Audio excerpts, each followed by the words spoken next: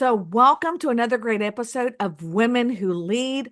I'm your host, Teresa Palacios Smith, and I'm excited to conclude our NextGen Leaders, our series with a powerful lineup of women shaping the future of real estate.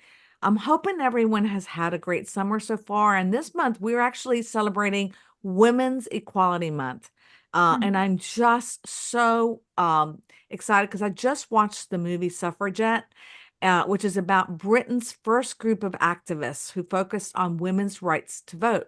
And these women, along with Susan B. Anthony and Elizabeth Cady Stanton, were trailblazers. And as I look at our upcoming elections, I can only say how far we have come and to give thanks to those who set the path for us. And as I check out today's guests, I also see how these dynamic members of the ReThink Council for Berkshire Hathaway HomeServices are igniting change through innovation and dedication. And I love this quote: "Youth is the engine of the world, and these leaders are driving the industry forward at full speed." So grab your cafecito and join me for an inspiring conversation with these four trailblazers, rounding out the series. And I know you've been watching because this is the third series of the ReThink Council, is Julie Colleen. And Julie is with Berkshire Hathaway HomeServices Select Properties in O'Fallon, Missouri. Julie embarked on her real estate journey in 2000, eventually becoming her company's marketing manager. And I think it's interesting that you, in 2017, Julie decided to transition into sales. She has branded herself as the Show Me Home Real Estate Team. And I also found it so exciting to hear that you grew up on a Christmas tree farm. What fun, Julie. That really is. She's also a collegiate athlete and is a devoted wife and mother of four. I don't know how you do it. Lots of Chelsea, coffee. exactly, right? Chelsea Link. Chelsea is with Berkshire Hathaway Home Services Midwest Realty in Sioux Falls, South Dakota, one of the areas that I have yet to visit, and I'm hoping one day to get there soon. And she's been a top producer since her 2009 start, right after earning her degree in business administration and management, and a true testament of how she does customer service. As I love that 80% of your business comes from client referrals. And your greatest priority, I heard, was, aside from real estate, is creating memories with your husband and 5 children. Okay, so are y'all trying to compete here? Like, She We're wins. all She crazy. wins. oh my God. So Sarah Rothstein of Berkshire Hathaway Home Services Florida Network Realty is a top producing agent in Northeast Florida since 2016. She's very passionate about real estate and ranks in the top 5% of Berkshire Hathaway agents nationwide. She specializes in guiding clients through real estate endeavors, whether they're first-time homebuyers, investors, or sellers. And she is a mother of 2 as well. All right. Cena Taylor from Berkshire Hathaway Home Services Indiana Realty has been guiding clients through Indianapolis real estate since 2015, and her background as a teacher for 13 years. And it's so funny because so many teachers get into real estate because I think So they many. love, right, the organization, all the customer service, the problem solving, and all the education that you can do that you bring from that past experience. And I Yeah. love that you've created a new team that is made of former educators. That's very cool. She Yep. and her There's 6 of husband. us Oh, wow. All of you that are teachers. teachers. Yeah. That Well, is there's 7 of us. 6 are former teachers. Yeah. that's very cool. And she and her husband are parents of a toddler and fur baby, which I know keeps you both very busy. So welcome, all of you. And I like talking Thanks. about your backgrounds and also that you're parents, because I think sometimes that's what makes this such a dynamic scenario, and that real estate does give you the flexibility of being able to be, to be present with your children most of the time. It's hard to finagle and manage all that. But my first question, and we'll ask about that in a few minutes too, is, so I like to know how you all got it started in real estate, and what about your market, and what's your business production? Like, for example, if you're on a team, and what typically is your price point in your market? And I'm going to start with you, Sina. Yeah, so as you said, I'm in Indiana Realty. So our market is the metropolitan Indianapolis area. My team and I focus mostly on the north side. So you also said I was in real estate or education for 13 years. I am the type of person I always want to be busy, and I had nights and weekends free. I had just finished grad school and I needed something else to do. So my former team leader, I asked her if she needed help with real estate. We've known each other since middle school. And I said, would you like some help with real estate? And she said, well, you have to be licensed for it. I said, okay. So I decided that real estate was what I was going to do during my summers, my evenings, and my weekends because I was married but no children yet. And I fell in love with it. So I taught for 5 years while doing real estate, did them both, and I had no personal life whatsoever because, as you know, both occupations don't have an end time. And so in 2018, I decided to do real estate full time. And then in 2021, I decided to grow my own team, and so now I have a team. There's 7 of us ladies, and we just work together and just love it. We focus mostly on the north side. We like Hamilton County. That's kind of where we live. We, like I said, we'll do anywhere. Our average price point is about 440 in Hamilton County. And then me personally, I'm around 410, so almost to that county average. And then last year we did about 53 million and then 151 units in production. And so it's just neat. I love the team aspect and just getting to lead these ladies and guide them and make sure that they have the resources that they need and help where I can assist. So Very impressive, Sarah. I love it. I love that you had that background and decided that hey, this is really what I am passionate about. Sarah, how about you? Yeah, so I started out or previously worked in the pharmaceutical industry. I was self-employed and I was doing work for a company where we would cold call to hospital inpatient pharmacies and develop relationships with people, with the buyers, and try to sell to them as an off-market vendor. That industry and the niche that I was specifically in started changing drastically around 2014, 2015, and I just got to where I hated it. And but I was self-employed. I worked my own schedule at home, and I really liked that. So I kind of got into real estate just looking for another job that would have similar kind of terms. Real estate always, I purchased 2 homes at that point in the past, and it just seemed like something that would be fun and interesting, and that would offer me maybe some type of similarity to that the lifestyle I was already living. So that's kind of how I got into real estate. And I am in Northeast Florida. So I sell Jacksonville. I live in a suburb of Jacksonville in a town called Fleming Island. So that's kind of my bread and butter, but I sell a lot in Jacksonville, all the way down to St. Augustine. And my average sales price is 500,000. Very cool. And I would have never thought pharmaceutical because I've always thought that people in that business in that industry are usually salaried. So very neat that you decided this was something that you really like, that entrepreneurship mindset, right? That you have to have in what the role that you all have. So Chelsea, how about you? So I'm in Sioux Falls, South Dakota.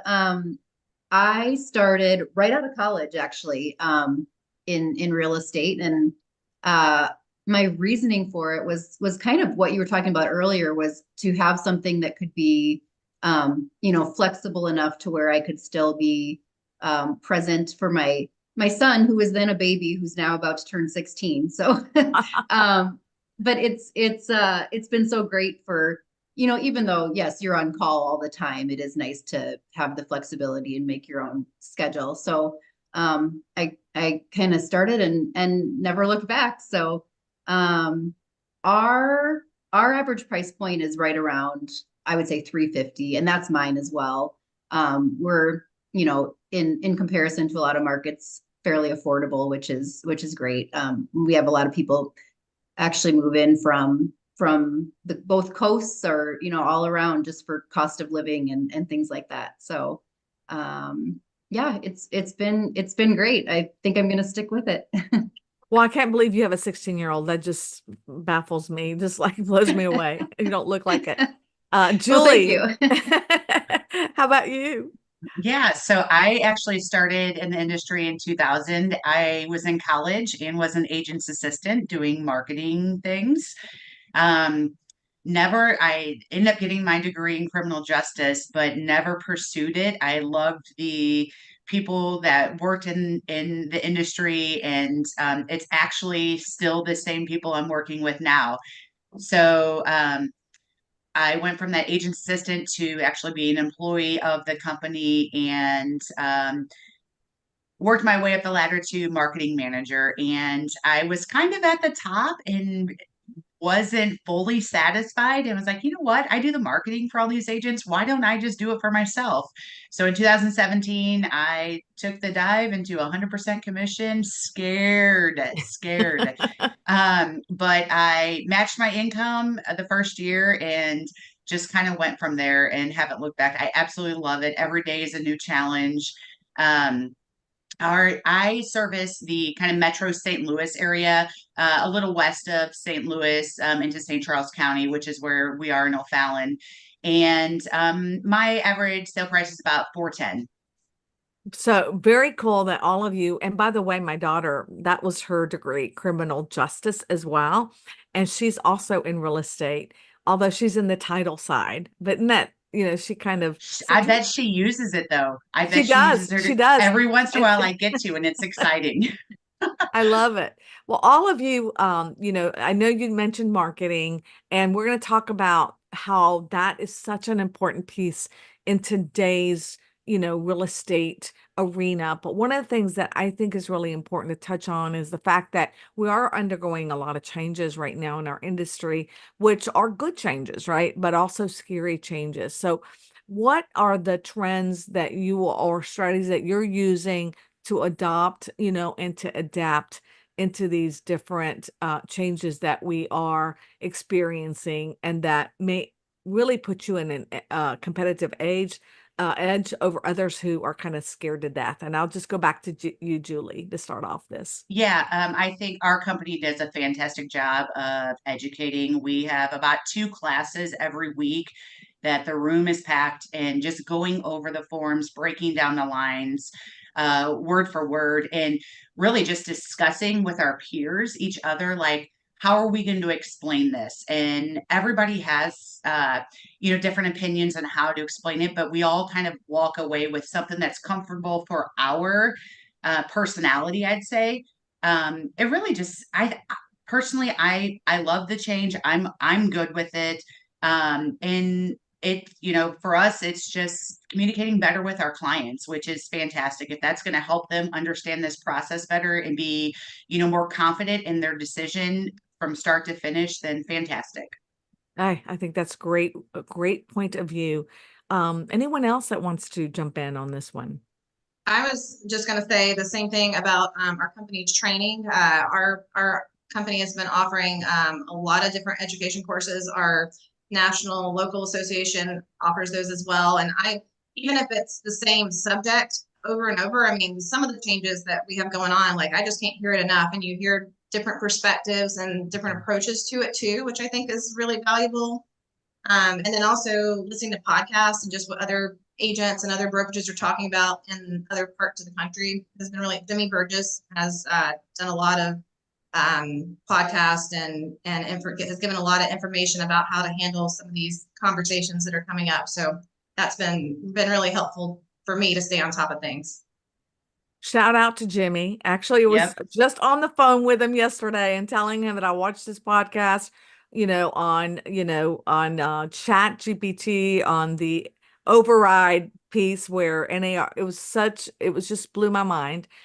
So he's done such a great job as well. And I know Tom Ferry also talks about the fact that we all need to be practicing, and practicing, because that's how you get better as a physician. If you had someone that was doing surgery and they weren't practicing and learning and understanding how they could, voice our value, which we haven't done a great job doing, in the past, explaining the process for our consumer on what we actually do for them, I think that's just been very enlightening.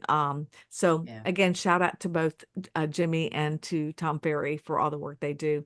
So we're going to shift on leader. We're going to switch over a little bit to leadership.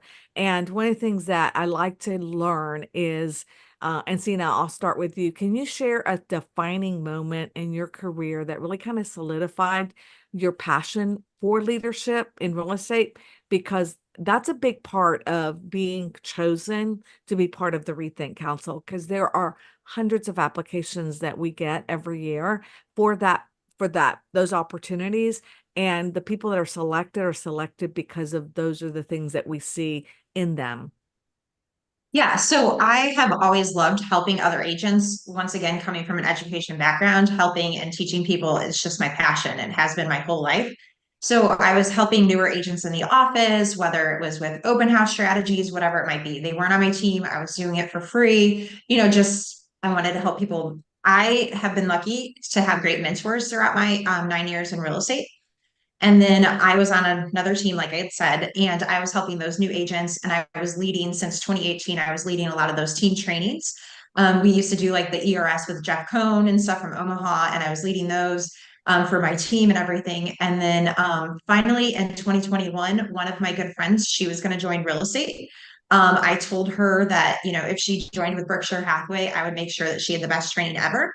And so I just decided in 2021 that it was my time to start my own team, because I wanted to make sure that the agents that were starting with me had the great training, that I would help them and everything. So I would say that defining moment for truly being what I would say the official leadership was in 2021 with that. However, I was always trying to help agents in the office beforehand. So that was kind of, just lighter leadership there. And what a great decision that was to really, for you to see that in yourself, because a lot of times we don't. And so that was great. Chelsea, how about you? I mean, kind of going off of what Sina said, I think it's real estate is different than maybe some other careers where you're more naturally working with, coworkers or things like that, where you just have more teamwork and maybe support sometimes. Whereas real estate, sometimes you feel like you're kind of doing it on your own too. So I feel like if you can find these avenues where you can, collaborate and teach and have those kind of interactions in real estate, it just makes such a difference. And I think it kind of lifts us all up and helps us all, because when you know that other people are dealing with the same stuff you are, or you're able to think through those kinds of things with someone else, it just it makes what can be sometimes a more like lonely profession less that way. And I think it just helps everyone. So Well, and I think that the think tanks and the masterminds that you get to be part of really helps you in not just developing yourself, but realizing the beauty of the business that we're in, that really homeownership is creating wealth for individuals, whether it's a first-time home buyer or it's a minority. It really is the biggest investment that we're ever going to make in our life. And to have someone that really understands the process and can explain it to you and really guide you through it, I think is so critical. What have y'all and this is for all of you, I'm going to throw this question to every one of y'all. What has been the biggest benefit of being part of the ReThink Council think tank? And I'll start with you, Sarah. Yeah, I'm glad you wanted to start with me, because I had just what you were just talking about a minute ago. I've had a lot of great takeaways from ReThink, and it's helped me tremendously, really step up my game. But like Chelsea kind of said, real estate is lonely, and Teresa, you were just kind of saying how we struggle, and it helps put things in perspective. I know last year in 2023 was a more challenging year for myself. The market was changing a lot, and my production was down. We went from several years of just better and better and better, and a lot of growth. And then last year was kind of a rude awakening for some of us who hadn't been in real estate for that long. And I remember we were sitting together at Explosion last year, actually, the ReThink Council was, and we were all just talking about how our markets were and how business had been. And I was pretty down and a little embarrassed about, how my business had been going, and it just wasn't where I wanted it to be and what I was used to in 2022. But almost everybody around the table was struggling in one way or the other. And you could just tell that it was just making everybody, like, it brought a lot of encouragement, and just was nice to know that I wasn't like alone. And seeing these people in all different areas too, not just like your local market that maybe you're struggling in, but in everybody's market, it was difficult. So it was nice to have that collaboration and mindset, and just with all these, great people and big producers, to know that you're not alone. So I really have enjoyed that part of it. Oh, I think that's great. And we do have to give a shout out to Vince Lacey, because y'all are all today at the Explosion event in Omaha, Nebraska, and how exciting it is that you are together and learning. And I know y'all have a meeting with the ReThink Council as well. So, another great advantage of being part of this think tank is really to learn and also be able to be camaraderie, like have that, okay, yes, we're going to get through it, right? This tough time, we're going to get through it. How about you, Julie? Yeah, I will piggyback Sarah. Like last year's think tank was amazing. And what's so nice about Rethink Council, and Teresa, I will give you a shout out for your podcast here. It's the good, the bad, and the ugly. Like you don't hold back. We are all real people, and trying to do the best that we can. And so to be able to be open with people about that, as well as hey, this is really working great in my market, and being able to share that, to have that mindset, just like Sina said, just to be able, like, hey, here's my material, make it your own and go with it, and if I'm going to save you some time from recreating the wheel, perfect. And everybody does that, so it's really great to get that mastermind. I think outside of your market, to mastermind people outside of your market, because everybody has so many different ideas, and it may not be the right idea for you, but you can take it and adjust it to your market. So I think that's a great way to look at it too, because also sometimes, although I know Vince is unique, Vince, I'm telling you this because I know he has all his companies mastermind together and all his agents do that. But sometimes that's hard to do in your own marketplace, because some people are not as willing to share their successes because you're competing with them and they see that. And so I love the fact that with this gathering of eagles and talents and uniqueness, that you are able to learn something that you can take to your market and not feel like you're competing with the person that gave you that information, right? yeah. I think that's awesome. Teresa, I'm going to add to that. Yeah. It's sometimes, like, you don't have the people who are in your market, and so that's what the, like, convention and even going to Explosion, meeting those people there, and then be like, hey, let's mastermind together, and then kind of grabbing people from there and creating a group from that is awesome. What a great point. You're absolutely Yeah. right. Mhm. You're absolutely right. Sina, how about you? Yeah, like the lady said, it's neat to hear what everybody else is doing, where we are in our production levels. I'm kind of like Sarah. Last year, 2023 was not my best year. And when we had our first rethink call in December, everybody else said that. And I was like, oh, wow, everybody else struggled in 2023. So it made me feel so much better. The other thing too is just hearing how wonderful the agents that we are with and Rethink are, and their strategies and stuff has made me want to level up and work harder. So we were in Jacksonville in May, and I came home with 15 pages of wonderful notes, and I said, this is what I'm going to do this summer. Like, I have to step up my game, so I'm much more on their level. Just that growth mindset that we all have and learning from each other. It's wonderful. So the benefit is to meet others, learn what they're doing, and then also to challenge myself to be even better. Well, it's so, so honest, because it's really, when you surround yourself with other talented, smarter people, then you're like, oh, I gotta level up. I gotta get my game, Oh yeah. It makes you be better yourself. Right, Chelsea? How about you?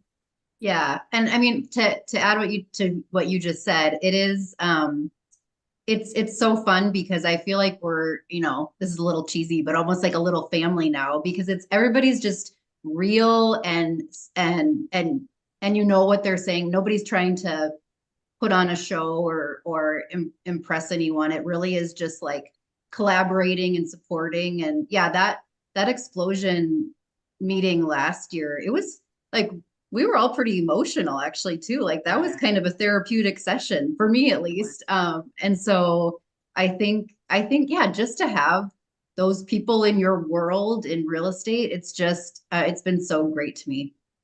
Well, and it's great because now you have a group too that you can share mind like it and experiences that you have that connects you for life. Because you'll Mhm. probably be, with these people, you'll have friendships that you will honor once you're Yeah, done with the Rethink Council, right? for sure. For So, sure. can anyone that wants to share an experience that you had where it was so difficult either to overcome because of your age, or preconceptions that they might have bias wise in your leadership role, and how were you able to handle it? Whether it was, gaining a listing where you're competing with someone that had more experience than you, because that's the one thing that y'all all just shared that a lot of people don't realize is that it wasn't just always easy, right? You have tough times too, and you have to deal with failures in order to get successes. So, anyone want to share a story? Well, I started in real estate when I was 21. So I did feel like the age thing was you have to, I mean, I felt like I had to work twice as hard just to prove myself to clients. Cause yeah, I was young, I looked young. They assume you don't have the experience that maybe others do and you don't. So I did feel for several years that I was kind of constantly trying to prove myself despite people, wondering how young I was. But I guess that's in a way good at the end of the day because you do when you're forced to excel or perform or overcome those things, it does make you better. So yeah, it can be a tough thing to people's snap judgments on those kind of things to figure out how to overcome them. But I guess it's those things that make you It better. makes you better. It makes you better because you're Mhm. like, okay, you've gone through the rejection, right? Yeah. So, Mhm. and it just, improves upon it. How about you, Julie? Because you switched from marketing in a company where you were really helping everyone. And how do you have to say, well, my role now is realist, because that's hard too. I actually used that to my advantage and it worked. But I do have one little story of probably the biggest eye opener for me was going on a listing appointment to list a friend's house. And I knew I was a good agent, but I did not portray that to them. And in fact, didn't even like do a presentation. I just started taking measurements because I had this listing. And at the end of the day, they ended up choosing a different agent. So for me, that was a huge eye opener of, hey, don't assume anything when you go into this. Like you need to give everybody the same service. And that was a big eye opener for me. Gosh, Huge. that's a great, because you do assume that your family's Mhm. going to use you Yeah. Right. and that your, best friends are. And I don't remember who it was that I was at a course on, and the presenter gave me the best piece of advice. He said, anytime you talk to anyone that is a friend and you're talking about real estate, you say, okay, now I'm going to be serious. I'm going to put my real estate hat on because I like that. like we're friends, but we're going to talk business because Yeah, this is that's my good. business, I love and that. I thought, what a great way to tell clients and Yeah. family, and I'm going to put my real estate hat on Yeah. and this is my business. And I want to help you with that and making sure we secure the best I love offer, the that, best, Teresa. right? Yeah. So I never, ever forgot that one. All right, let's talk about technology. I love technology. And I'm just like I said, I'm like a sponge with Jimmy Burgess and with all his guests that he has on because I really enjoy learning. And so, what have you embraced that has really like been an eye opener in your real estate business, or in the way that you do social media or Facebook or videos that really has been a game changer? And I'll start with you, Chelsea. Well, I'm terrible at technology, but I hired someone who's really, really good at it. That's a thing you learned, right?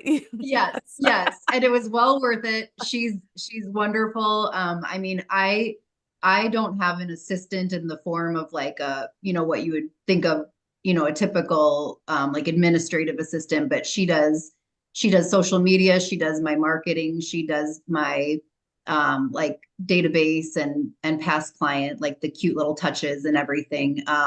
And so yeah, my solution to that has been hire the person who does it really, really well and makes me look good.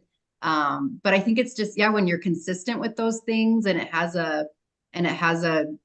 you have a good presentation of it. I mean, it's huge. It gives you credibility, to take those tools and make them work for your business. And Chelsea, did you, because I know this is a question that people want to know if they're at different levels in their business, did you Mhm. hire her as a full-time employee? Is she just independently contracted to so many hours? How did you She's make that decision? Yeah. So I mean, and I, I obviously I didn't hire her when I first got into real estate. That was that was an addition in the last it was about 3 years ago. Um, but she's 30 hours a week and she's salary plus commission. So I mean, it's almost full time. And I just, you keep finding things like, oh, let's do this now, let's do this. So I keep her busy. But yeah, I definitely obviously had to work up to being able to do that. But And then that's then an when I did, important factor because a lot of people don't know when to make that transition of hiring someone. And that's yeah, a big piece of becoming a leader, right? When you decide, okay, I got to really not do this myself. I've got to hire someone because the cost, the return on my investment is going to be larger than me doing it on my yeah. own. So I think And that I was very nervous about it. Like I really was, because yeah, you're responsible not only in a world where you're on 100% commission, you're not just responsible for your own income, you're responsible for someone else's now. But yeah, I think some of those, calculated risks can really pay off, because I do believe all the things. I look so much better now because of her. So I love it. yeah, it Melissa makes a Greer, difference. Melissa Yeah. Greer, I know y'all all probably have heard of Melissa Greer. Yeah. She's number one. She always talks about that, hey, I just let them make me look good because that's Yep. not my space. My space Yep. is where I'm Mhm. working with clients, and that's where what my passion is. But let's talk, Julie, how about you? Yeah, so I will give a shout out to Jimmy and Rajiv. Their podcast on Rajiv, AI. absolutely. Yes. It's like I listen to it every week, and take notes on it and try to go from there. Honestly, the ChatGPT is my personal assistant with everything. It started small as adjust my marketing remarks to now I mean I use it for just about everything. It's always open on my desktop. So um, I am a step behind Chelsea. That's actually my goal for the end of the year, is to hire somebody to take care of all that stuff, because it is tough. It's tough to keep up with all of it and your business. So we'll be talking about that more, Chelsea. And time consuming. Sina? Yes. Yeah. So to piggyback off of Julie just a little bit, where she said it's tough to do the social media and it's time consuming. And, like Chelsea said, she hired it. I think that's where we have all of these programs out there and we have to find the ones that work for our personality and our likes. So if we like doing chat GPT or AI, then we do that and we hire somebody else. So I always hear, hire somebody to do your weakness and you do your strengths. And the other thing that I like to tell newer agents too is find what works for you. Don't worry about, like, there's always going to be a shiny object out there. Yeah.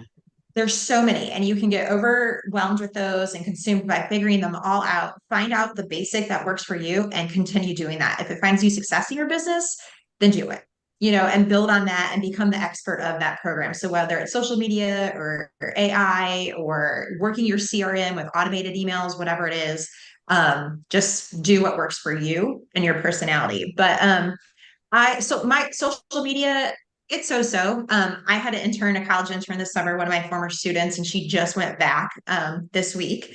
And so now I'm like, okay, now I gotta step up my social media game even more on my own. And it might be one of my goals for next year to, like Chelsea did, hire someone, and Julie's going to hire someone to do that, just because make it a little bit better. But yeah, so that's where I feel about technology. Find that program that really works for you and build on it and become that expert. And then if something doesn't work for you, then hire it out. I think that's the best advice, because we all do try to, and you hear from this person and that person, but you just need to, there are riches and niches. I always say that, right? And if you're able to get a niche and really follow it in social media and really learn it, you can share it with others. And that's how you become, the expert. Sarah, we'll round it off with you. Yeah, so I agree with what everybody said. I kind of dabble a little bit with, there's so much AI is kind of intertwined in all these different apps and tech IT, things that we use daily. So I play around with a lot of those. I use ChatGPT a lot, obviously, for writing listings and getting information to put out there for marketing. But I also like Captions is a popular little app that has AI technology, even just talking about like eye contact with people. And like when you're making a video. And then another thing that I like to use, or I find very helpful, is RPR has AI feature in it, and it helps you, you can pull up market trends if you want to talk about, the latest, 30-day market activity in June in your city or area or neighborhood. And it has like a write a script, AI feature. So you can, if you wanted to send an email out to somebody to tell them what the market's been like, where they live, you can, have it, in 2 seconds, write up a whole article for you, makes you sound like the market expert. So that those are all, AI. And what's the name of that one? That's on RPR. I forget what RBR. RPR stands for, but it's a, I like that. national. That sounds We like have a that great. through our MLS. Yeah. Okay. Yeah. Or through, Gotcha. or maybe through NAR, I'm not sure, but they have all kinds of great data on it. But that AI feature just goes that next step to help you understand and comprehend and put out. You can write scripts for video on it about the market stats and stuff. So that's been really helpful. Kind of levels up my game, I feel like. All right. I love that. That's a new one that I haven't heard. So RBR. So I've learned something new. I love that. So can you all, anyone that wants to talk about this, and really I'd love to hear from all of you, because I think, being that it is Women's Equality Month, that there are so many people that have really impacted us in the past to lead us to where we are today. So what piece of advice or support did you receive that really has impacted you personally and changed either the way you looked at yourself or the way you did business, or that you thought, wow, this is something I really learned a great deal from? Sina, I'll start with you. Yeah, so I'm actually glad you picked me for this one, because my owner, Craig West, one time, he said, we can't control any of the outside factors that are going on in the business or in the world, but all we can control is ourselves and how we're going to interact with those outside factors. And that was really a game changer for me, because we had just gone through COVID. Then 2023, he actually said this in January. So then 2023 was a really slow year, and all of us that were used to having these high numbers, we're not seeing those high numbers. And I just really liked that. And I was like, yeah, I can control myself. I can control what I do and how much I work and when I work. And so that's what I can control. And then everything else will just fall into place as much as possible. And so I liked that. And then one piece of advice too that I would have for newer agents, and this is kind of it, is make sure that you work on your business and not just in your business. And that's kind of that control factor. You're controlling everything, and you're controlling your next, your income in the future if you're always working on your business. But those are the two best pieces of advice that I've probably received over the years. You control yourself and then work on your business and not just in your business. Because I think when I first began, I had peaks and then I would have low seasons, because I was always, during those peaks, I was really focused in my business and not working on the business, contacting my clients or my sphere and looking for that next sale. Oh, Craig West. Shout Yeah. out to him. Great words of wisdom. Chris Stewart used to always say, control the controllables. And I love that all the time. He's like, okay, that makes sense. Sarah, how about you? Yeah, I was gonna say, at our Berkshire Hathaway conventions, not even the past year or two, but we've been talking about disruptions and distractions in the market for a long time now. It's one thing after another. And I think just like Sina said, focus on what you can control and really dig down to basics. Our job is all about relationships, and I think if you really focus on that, you're going to get business, and things are going to continue. People are going to need to buy and sell houses. So I think just not getting carried away with distractions and letting that overcome you is so important. That's so wise. How about you, Chelsea? I think I try to remember that, our success is up to us alone, and our business and our life is, it's what we make of it. And so even with, 2023 being tough, because that was that was not my favorite year in real estate either. And all the NAR stuff and all the, negativity and buzz amongst agents about that. It's not going to help you. Like, it's not going to do any good to, worry and complain. It's okay. We have changes, embrace it, figure it out. We have a different market. Okay. Embrace it, figure it out. So it really is just, it's up to us. And a lot of times it's not any, big secret magical fixes. It's, doing little things consistently, and having a positive attitude about it. And if it is what it is, then okay, how do we deal with it? So Great. that helps me when I'm in a funk. Oh, that's great. Julie, any advice that someone gave you or helped you through these tough challenges, times that you want to also share? I think the biggest thing that comes to mind for me is it was a game changer for us. In the beginning of 2018, our company decided to adapt to the ninja philosophy and ninja selling, I should say, where it's like we are not salespeople. We just truly care for people. And, as long as you treat people correctly and don't try to sell the house, and like it takes the sales out of it all. Once we develop that philosophy, and I think that was a game changer, and that it takes you through the peaks and valleys of real estate as long as you stay consistent with it. I think it's amazing, and I'm proud of our company for making that transition, and we breathe it every day, throughout the company. So That's a great ideology. It's pretty much what they've done based on, because I've not done ninja myself. It's like that go-giver mentality. Yeah. I don't know if y'all have read The Go-Giver. It's Yep. really not about selling. It's really about helping. And Yeah. once you do that, you're able to really change your perspective and helping others, right? Because then they want that law of reciprocity is to help you as well. All right. It's tough being a mom, and it's tough doing this business. And my daughter just had her baby. I always talk about, he's the cutest thing ever. I'm so in love. 90 days. Thank you. And I feel that I really, it brought memories back because I was in real estate too when they were little and all the challenges there is. So is it gotten better? How do you manage things, especially today with having all of this balance? And is that even exist and work and professional life? Sarah, you can tell me because you have an 18 and an 8, a big age difference.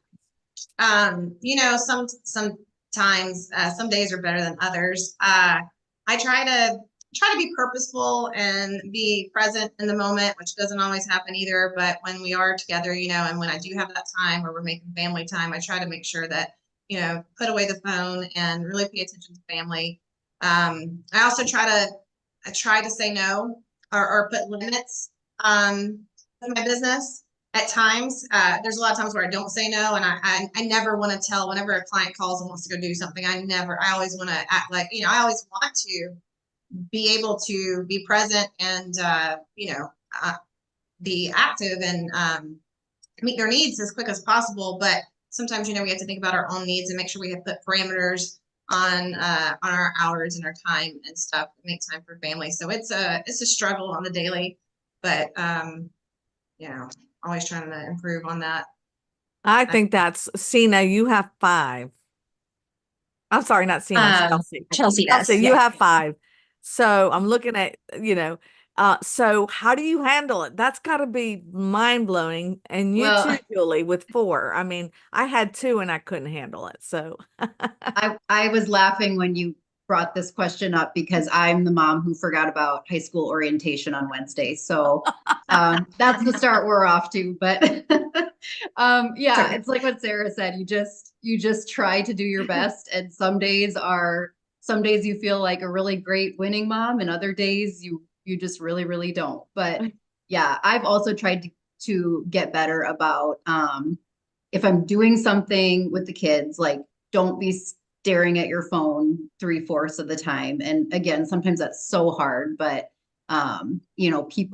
people can wait 30 minutes or, whatever it is. So I just try to remember that and yeah, keep on top of as much as we can. And but more than that, just make sure that they, that they're getting your love and attention. I mean, that's what they want. And so I I I think it's just one of those. Balance is something that's always been hard for me. Like, how do you, I don't know how you ever perfect it, but I think the important thing is you keep trying. that's so true. Anyone else, Julie or Cena, want to add in? One thing I learned is priorities. So I used to have a mindset like if I had a task, I had to get it done then. And I can't sleep if I don't have it done, especially if it's for a client or whatever. So I've started the mindset a couple years ago, especially when I had Kessler, he's 2.5, that if it's a priority and needs to be done now, I'll do it now or tonight. Otherwise, it's going to be the next morning. It's still going to be there. And I think that has helped me with boundaries. And then also like present, like you guys have been saying, my word for the year is present. Just to make sure that I'm trying to focus on Kessler, that time with us as much as possible. And then one other thing, I remember in 2019, I was working nonstop and my husband actually called my mentor and said, I think you need to talk to Cena about balance. Because I'm seeing her that she's working on all of this. And one little tip, it was a small tip, but Julie said, Cena, when you get home, it's you and Scott. You finish any call or text that you have to do or email in the driveway, and then you walk inside and you're done with work for an hour or an hour and a half, and you put your phone aside. And I started doing that for a few weeks and it changed things. Like I wasn't walking into the house on the phone. And so it gave me that boundary, works here, and then I'm moving it to the house with Scott to have that family time there. But it's hard, as we all know, to balance work life and family life, whether you have kids or you're married or not, whatever it might be. It's tough. Well, he made that. I can't believe he's like, I'm going to call the mentor and say, Yeah. Yeah. He just knew I wouldn't reach out to her. And she was like, we need to have, yeah, she was like, we need to have a mentor talk. We need to have one of our lunches. And I mean, I'm glad he did, but yeah, I think our friends and significant others see that we're constantly working and yeah. Well, and But yeah, our I'm glad he did. children and our spouses then mirror that, right? They mirror what they see. So I think that's really important that you think that when you're coming into your home and creating that environment that's so important. And Julie, now I have a question for you, Julie, because I know you're married. Your husband is of Mexican heritage. Do you speak Spanish at home? ¿Hablas español? No. I just had to ask that question. That's my family's Colombian, so yeah. So I just wondered. No, I don't. Yeah. I can pick it up. If you're talking about me, I'm gonna know. My mom could always do that because she didn't speak English. So, all right, Julie, any other advice that you want to leave I think the only thing, everybody kind of touched on the family side. I think the other thing to remember is that your clients, they hire you because they love you, they trust you as not just the realtor, but as a person. And it's okay to share with them that, hey, I have kids, we have soccer, we have whatever, and I'm going to be available as much as I can, but I'm going to be transparent with you. So I may give you, 3 options for times that we can meet or whatever it is. So I think just being transparent with your clients is very respectful, because more than likely, this world is crazy. More than likely, their schedule is just as chaotic, and they will be understanding of that. And if not, they might not be the right client. I love that because that is so true. When COVID hit, you started to see parents, kids would come into the room and people were having business meetings, and it really made everything so authentic and genuine, and it really normalized that, hey, I'm a businessman person, or but I also have children, and that's a part of who we are, right? All right, I can't believe it. We're wrapping up. Last question that I'm going to ask all of you. And this one is one that I ask everyone. So I ask my first question is always the same, and then my last one is always the same. And it's always about great reads or podcast. And I want you to end it like if you have a favorite quote that resonates with you. That is really kind of how I like to end it, in a real positive and also educational moment. And we have, seems like a lot of educators on this call. So I'll start off with you, Sina. Yeah, so I don't listen to many podcasts that are business related. I like personal books, like just fun books, non-professional stuff. But one of my favorite podcasts that is real estate related is Hustle Humbly.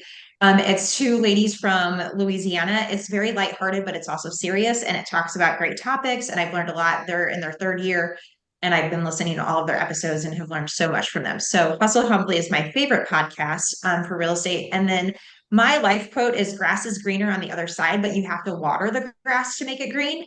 And so that's just kind of like, I have to work. You know, if I want something, I'm going to work towards it. And I heard that one time in a movie that you have to water the grass to make it green. And probably since I was like 20, that's been my quote that I live by. That's a new one. I haven't, and it resonates with me because I'm actually got new sod, and I cannot believe how much time I have to spend on that, watering it. But it is Yeah. turning green. Finally, I've got my neighbor's grass. I love it. I love Yeah. that. That's a great one. How about you, Chelsea? So my favorite, I mean, I guess it's kind of a personal life and real estate relatable book, but it's The Power of Moments. I don't know if any of you have read that one, but it's basically how to make everything, whether it's like in life or in a real estate transaction, like how to give it extra meaning, how to make it special, how to like look at it in a way that just to give more meaning to something that might seem like nothing. So like real estate wise, an example would be how do you make a transaction for a seller that could otherwise be stressful, or how do you make it stand out, or how do you make yourself stand out in that, and just like little touches, little things that people are going to remember, that they're not expecting, that they're not used to, and it's often so small, but it's just like the meaningful things that people will remember. So I just think that's applicable in every area of life. So that's one of my favorites for sure. The Power of Moments. Is it a big read, Yep. or is it? Oh, okay. Power Yeah, of Moments. it's a thicker book, but yeah, Okay. it's just inspiring because it's like it's basically about making the most of everything, I think that and I will making an definitely look into that experience. one because that's not one Yeah, that I've heard yeah, before. it's great. Thank you. Thank you for sharing that. Sarah, how about you? So I'm not a huge book reader, but one book I have been reading recently is The Compound Effect by Darren Hardy. And I like books that have things that you can implement into them. It's about making small intentional habits and growing those and setting goals, and seeing how little steps that you take can make such a big impact. My favorite quote is, people will forget what you said, people will forget what you did, but people will never forget how you made them feel. And again, I love that. I love when people, we're in a relationship business, and I want all of my clients and friends and family and everyone to know that I do care about them, and I'm not just trying to sell a house to them. So that's always resonated, and I always try to keep that in the back of my mind. One of my favorite quotes, one of my favorites. And I actually got to see and meet Darren Hardy a couple years ago. And I love that book, The Compound Effect. He talked about it and what it really made such a difference in your business. So thank you for recommending that one. And then I'll round off with you, Julie. Yes. So there's a lot of great books out there, but I actually am a big podcast person, and I'd say one of my favorite podcasts is from the Ramsey Network, and it's Entree Leadership.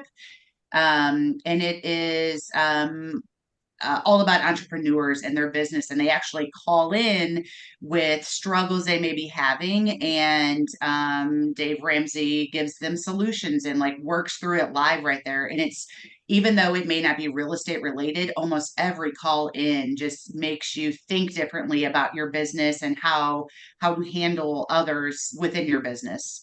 So that's probably one of my biggest favorites.